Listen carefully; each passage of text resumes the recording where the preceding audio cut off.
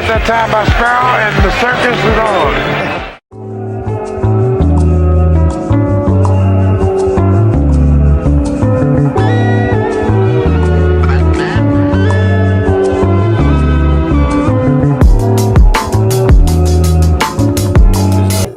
You can't say that Kevin Durant is that much better than Larry Bird. I don't even think Kevin Durant is better than Larry Bird, to be honest. Maybe he's more talented, but what he accomplished, what he was able to do on the court, I don't think he hasn't accomplished what Larry Bird has accomplished on the court.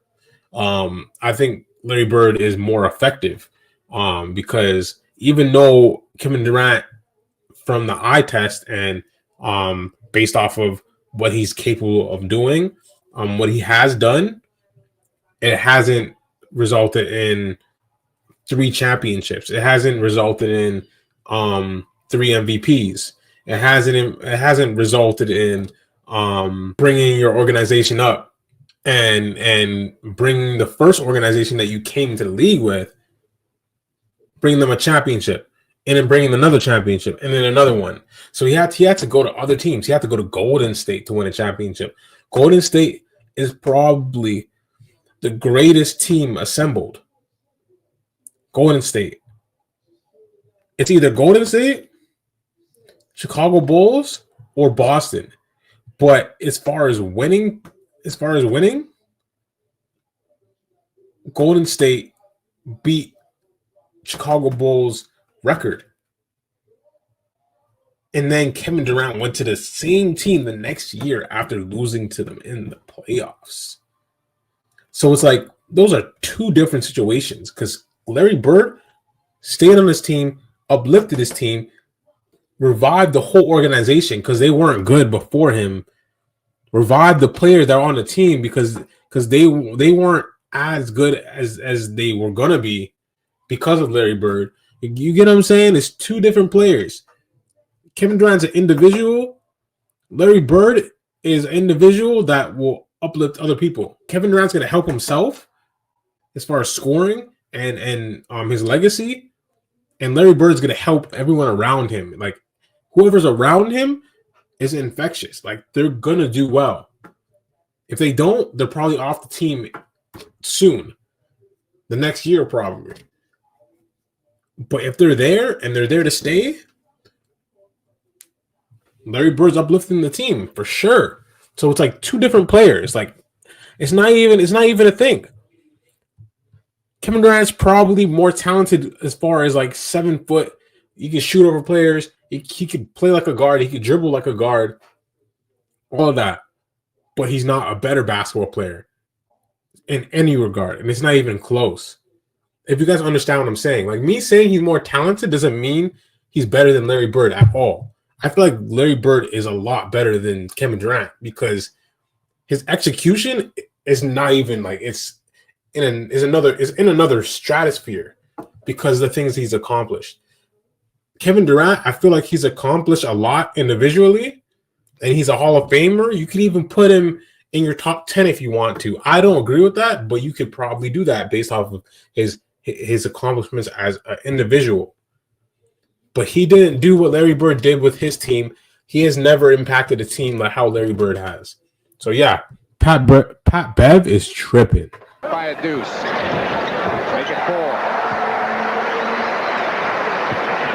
4. He was killing Dr. J, like killing him. Like, it looked like Dr. J was not guarding Bird. Like, I think Bird was just that good. Even the spin off, like he went to the baseline, got to the baseline, and did his reverse dunk. Dr. J was nowhere to be found at all. The mid-range jumpers, he was even like putting his hand up because his release was too quick.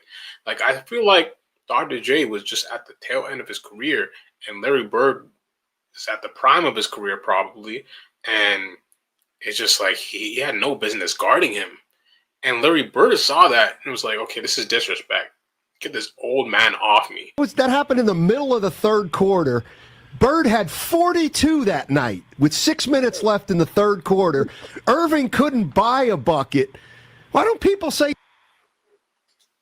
He had 42 with 6 minutes left in the third quarter.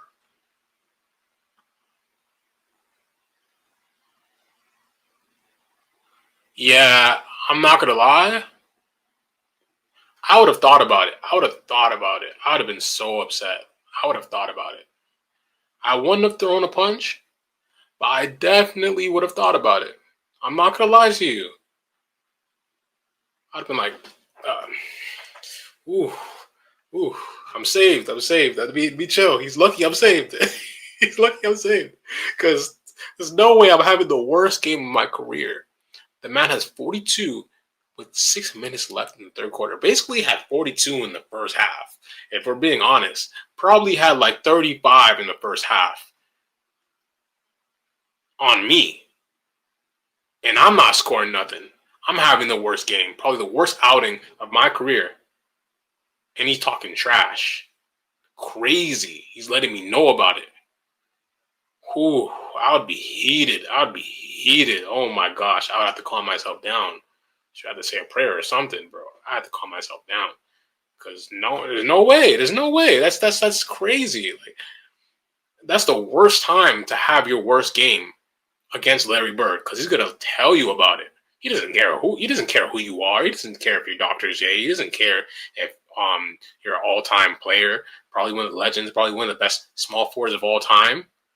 He doesn't care. He doesn't care if you were in a Converse commercial with him or a Spalding. He's gonna give it to you. You're on the other end of the court. You're playing against his team. You're Philly, and we're rivals. Oh my gosh, I'm gonna tell you about it. I mean, and then he's going to retaliate too, because like if he can't do anything about it, if he's having the worst game of his career and he can't score right now, he can't play defense right now, all he could do is throw hands. But Dr. J said it was a misunderstanding, but I could see how it got to that point. He probably already had that in his head, and thinking that Larry Bird was probably going to do that to him. He probably had that rage built up anyways, and if anybody tested him at that time, he's going to throw a punch because he's already frustrated. So, yeah, that's just how it went. But I understand. I really do, but it's like, yeah, I don't agree with it, but it's like anybody is going to be tempted to throw a punch for sure. Anybody. You just have to fight against that and play ball, but sometimes that happens. Sometimes you're gonna throw punches and ask for forgiveness later and talk about how like it's competitiveness. I don't think he probably regretted punching him in the face. Maybe not. Maybe he didn't regret that. But yeah, that was crazy though. That was crazy. I feel like anybody would be tempted. You know, Julius Erving, he cost Bird maybe a 75-point night.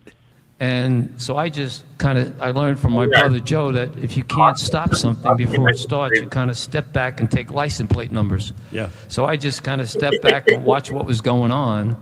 And in so doing, then I informed them that Bird and Irving were gone. And that was the first time and only time either one of them have ever been thrown out of the game. He stopped him from a 75-point game. He could have had 75, basically. Because he had 40, he said he had 40 something in the not in the third quarter, but 6 minutes left in the third quarter. Yeah, he looks like he's about to get 70 for sure. What? Ooh. That boy was killing him. Oh my gosh. There's this saying where it's like, okay, you're gonna talk when you're up, but you won't talk when you're down.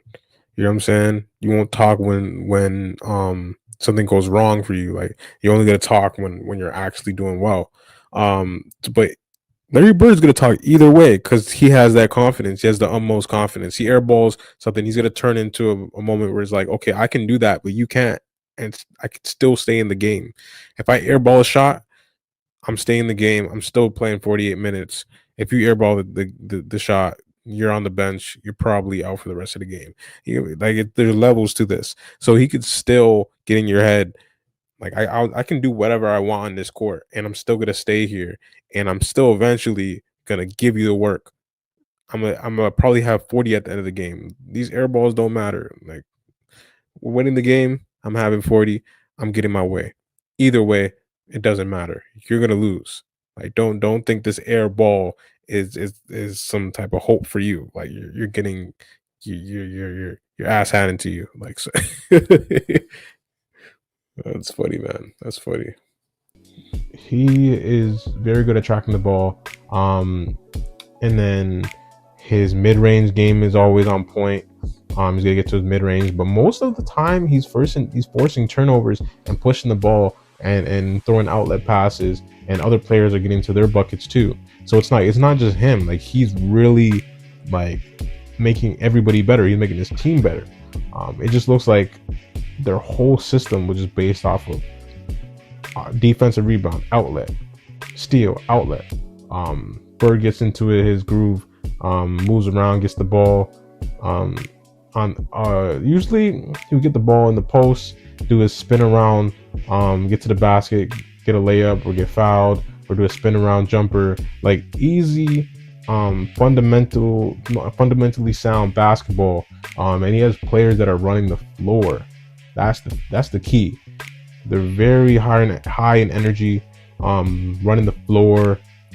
Good playoff basketball, good entertaining, high energy basketball. So that was definitely refreshing to watch. Times have something happen in your life and you let your emotions eclipse the truth of God's word. You feel abandoned, but his word says, I will never leave you nor forsake you. You feel when you're praying, he's not listening, but the word says he hears the cries of his children. You feel you're not going to be able to get through the season financially, but the word says we have never seen the righteous forsaken or his seed begging bread. You feel he does not love you, but the word says that while you was yet a sinner, Christ demonstrated his love by dying for you. You feel, but the word says. You feel, but the word says. You feel, but the word says. You feel, but the word says. How many times have something happened in your life and you let your emotions eclipse the truth of God's word? You feel abandoned, but his word says, I will never leave you nor forsake you. You feel when you're praying, he's not listening, but the word says he hears the cries of his children. You feel you're not going to be able to get through the season financially, but the word says we have never seen the righteous forsaken or his seed begging bread. You feel he does not love you, but the word says that while you was yet a sinner, Christ demonstrated his love by dying for you.